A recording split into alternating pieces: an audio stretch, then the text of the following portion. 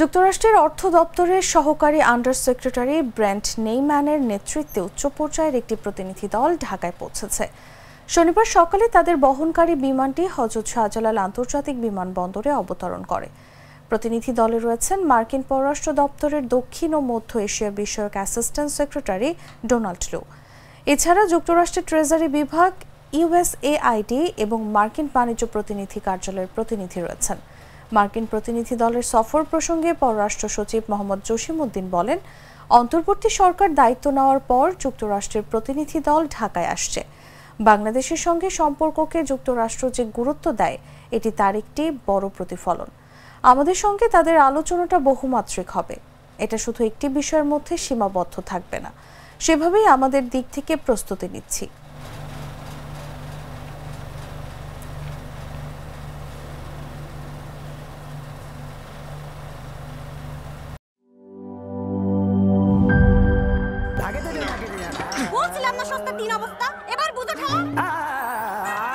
ভালো টিউবওয়েল যে কেন না, এবার বোঝো মজা।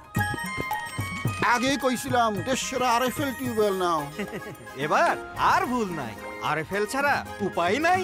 অল্প চাপে বেশি পানির জন্য আরএফএল।